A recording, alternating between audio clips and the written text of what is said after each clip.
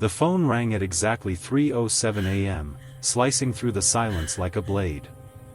He stared at the glowing screen, half asleep, half annoyed, until he saw the hospital number and a voice whispered inside him, "This is not a mistake." When he answered, the nurse didn't ask who he was. She just said, trembling, "She's in emergency surgery, and you're listed as her last hope."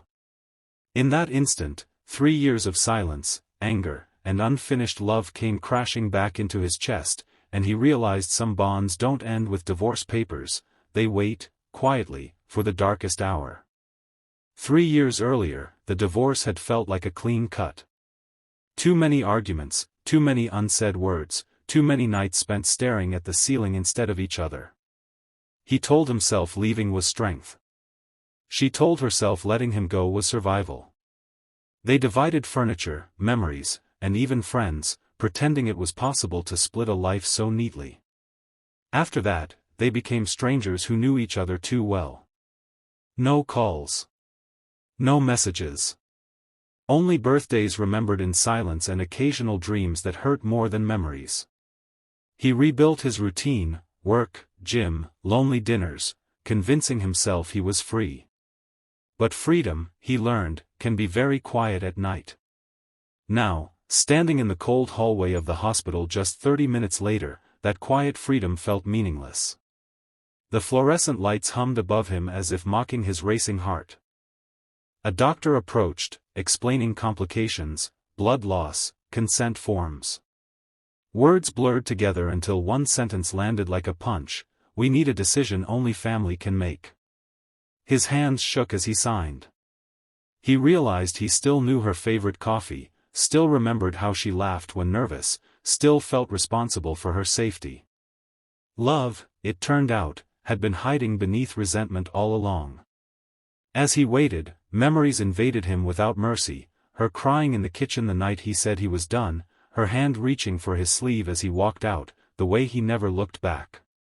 Regret is strange, it doesn't scream at first. It whispers, patiently, until it's unbearable. When the surgeon finally emerged hours later and said she was stable but unconscious, relief flooded him so hard he had to sit down. He asked if he could see her. The doctor nodded, unaware that this moment was rewriting a life. She looked smaller in the hospital bed, fragile in a way he had never seen before. Machines breathed for her, beeped for her, guarded her existence. He pulled a chair close and spoke softly, unsure if she could hear him.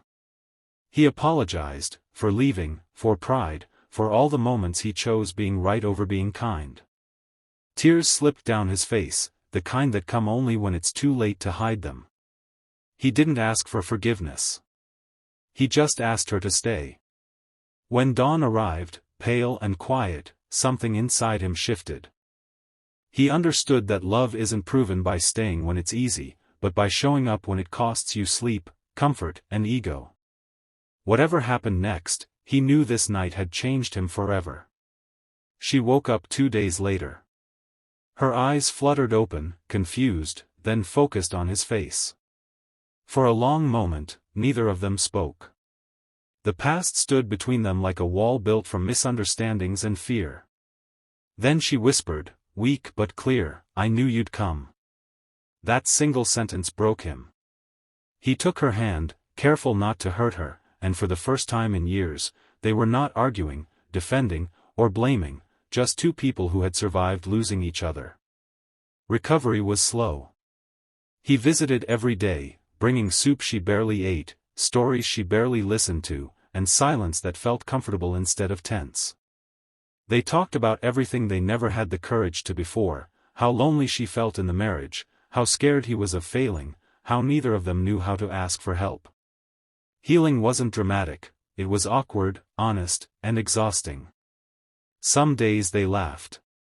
Some days they cried. Some days they said nothing at all. When she was discharged, he drove her home. Not his place. Not hers. A neutral space where expectations were low and honesty was high. They didn't rush into promises. They didn't rewrite the past. They simply chose, day by day, to be present. Love, they discovered, doesn't need grand gestures, it needs consistency. Months later, sitting on a park bench watching the sun set, she asked quietly, "Do you think people get second chances?" He looked at her, at the scars they both carried, and smiled. "I think some people are worth fighting for twice." The inspiring truth they learned was simple but powerful: life doesn't always give us another chance, but when it does, it's usually disguised as a crisis. Sometimes the call that wakes you at 3 a.m. isn't there to haunt you. It's there to remind you who you are when it truly matters. And if you have the courage to answer it, you just might save more than a life, you might save your own. The first night she came home, the silence between them felt heavier than any argument they had ever had. He helped her settle onto the couch, adjusting the pillows the way he used to years ago, then stopped himself, afraid of doing too much, afraid of doing too little. She watched him with tired eyes, noticing how careful he had become. Then she said softly, "You don't have to walk on glass with me." That sentence hooked him deeper than any accusation ever could, because it carried trust where pain once lived. The days that followed were slow and fragile.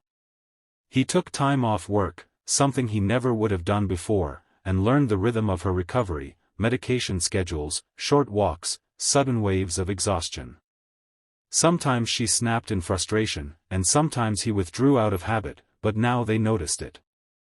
They stopped. They talked. Every small conversation felt like reclaiming a piece of the life they had lost. At night, when she struggled to sleep, he stayed awake on the chair beside her, not touching, just present. Presence, he realized, was the apology he should have given years ago. One evening, as rain tapped gently against the windows, she finally asked the question that had been hovering in the air. "Why did you really leave?" He didn't give the old answers. No blaming, no excuses. He told her the truth, that he was scared of being inadequate, scared that love required more patience than he knew how to give, scared that staying meant admitting he didn't have control. His voice cracked when he said, "I thought walking away would make me stronger. It only made me empty." She listened quietly, tears rolling down her cheeks, then confessed her own fear, that she had felt invisible long before he left, that she didn't know how to ask for love without feeling weak. In that moment, they weren't ex-spouses or broken partners, they were two humans finally brave enough to be honest. Weeks passed, and strength returned to her step, and warmth returned to the space between them. They cooked simple meals together, sometimes burning them, sometimes laughing like they hadn't in years. Old wounds still surfaced, but they no longer tried to win. They tried to understand. One afternoon, while sorting through her mail, she found the divorce papers tucked away in a drawer. She stared at them for a long time, then quietly slid them back. He saw the gesture and didn't comment, knowing some decisions need time to breathe. The real test came when she told him she had been offered a job in another city before the surgery, an opportunity she had once dreamed of. She expected fear or resistance. Instead, he said, "What do you want?" The question stunned her. No pressure. No expectation. Just support. She smiled sadly and replied, "I want to know we're choosing each other, not clinging because we're afraid." That night, they agreed on something radical: no promises about forever, only a commitment to show up honestly every day. On the anniversary of her surgery, they returned to the hospital, not to relive fear, but to honor survival. Sitting in the same waiting area where his life had shifted, he took her hand without hesitation this time. She squeezed back. It wasn't dramatic. It was real. He understood then that love doesn't always come back as fire, it often returns as calm, steady light. As they walked out into the morning sun, he realized the call at 3 a.m. hadn't just saved her life. It had woken him up from years of emotional sleep. Divorce had ended their marriage, but courage had given them something better: a chance to love with awareness, humility, and choice. And the message they carried forward was clear and powerful: sometimes life breaks you apart not to end the story, but to teach you how to write it better the second time.